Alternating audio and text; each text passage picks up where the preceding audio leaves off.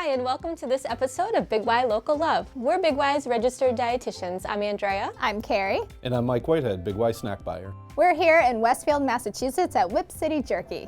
Let's go find Tony and find out more about a great partnership with Whip City. Sounds All good. right, sounds good. So this is going to be fun. I love their jerky, and they're so local. I know. Mike, have you met Tony before? I have. He's been a great local partner for us, right in our backyard too. Hello. Hi. Hey guys, How are you? How are you? Thank you for having us today. Oh, of course, it's my pleasure. Can you tell us a little bit about Whip City and how you got into the beef jerky business? Yeah, sure, Andrea. So we started back in 2008.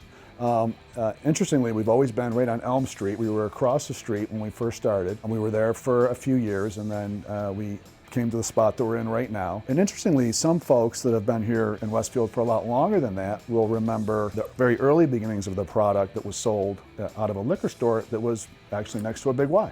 So for those viewers who are not from this area, can you give a little history about what Whip City is?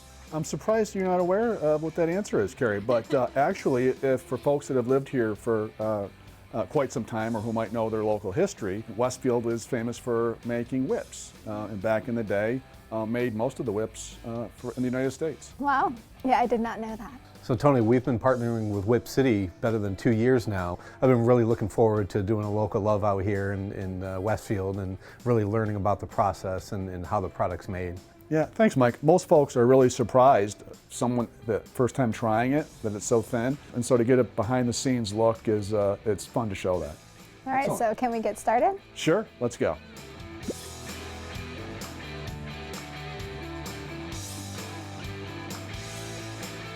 So for starters, we have beef, just like you see me holding here. You can buy it at any Big Y.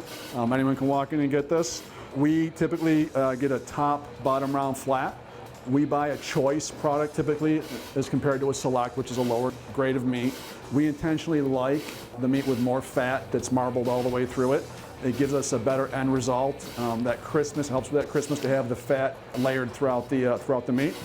You can see Jeremy is demonstrating to us here how we do cut it extremely thin. It's a labor of love, as we like to say. That's a lot of repetitive movements there. But of course, it sets us up nicely for our next step, which is to load the beef.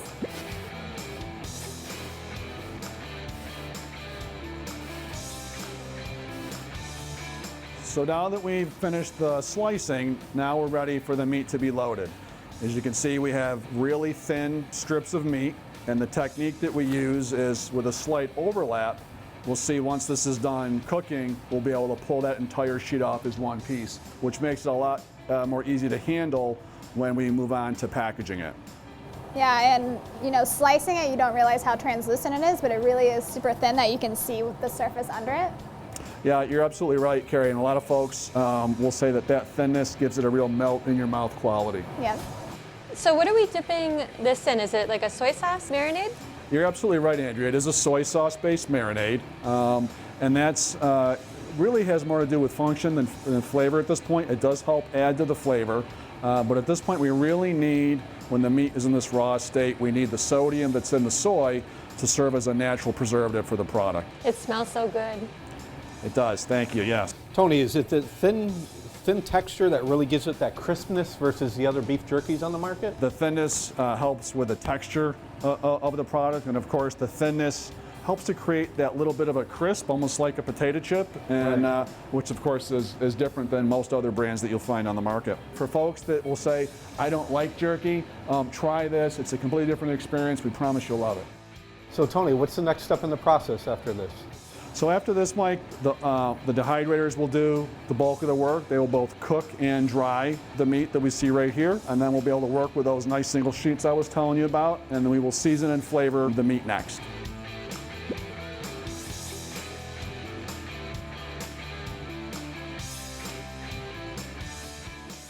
So now we're in the packaging room. As you can see from this sheet right here, the benefit from how we loaded it with that slight overlap, it's a lot easier to work with. And there's a few steps for the packaging. First, we're gonna take this and we're gonna cut it into fairly uniform pieces like Alex is showing us right here. After the jerky is cut, we're going to bag the jerky.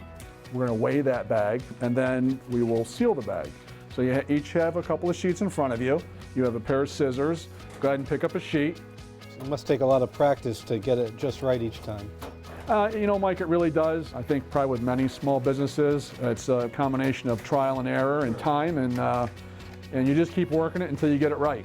And then when you get it right, then it's a function of doing it consistently each and every time. Okay. And the one thing I did want to say is I noticed spices on here, so we didn't see that part. So when do you season it? Before it's completely dry, we apply our seasonings. Okay.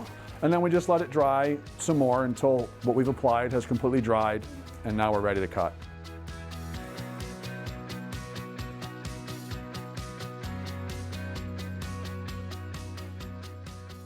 Tony, thank you so much for having us. We really enjoyed coming to Westfield and learning about the history of Whip City Jerky. Thanks, Carrie. It was my pleasure to have all you guys. I thought you did a really good job your first day packaging and preparing some beef jerky. So hopefully you upheld that high quality we have, but it was my pleasure. Thank you. Well, Tony, it's a great product, and it's just been a fabulous partnership with Big Y and Whip City, and now in over 35 locations throughout Western Mass and Northern Connecticut. It's been a great experience. Yeah, thanks, Mike. You know, the thing that a lot of folks don't think about from a small business owner's perspective, Big Y has provided us with such an amazing opportunity because one of our biggest challenges is providing access for our customers. And of course, it's tough to get everybody down here at 271 Elm Street where we're located. So to be able to give everybody the opportunity to purchase the jerky in their local town, whether it be Ludlow, Wilbraham, or many others, it's really it's a great benefit to our customers. Well, so thank you. We've been happy to do that. Thank you. If you enjoyed this episode of Big Y Local Love, be sure to follow our other adventures on BigY.com/locallove and check out Big Y and Living While Eating Smart on Facebook, Instagram, and YouTube.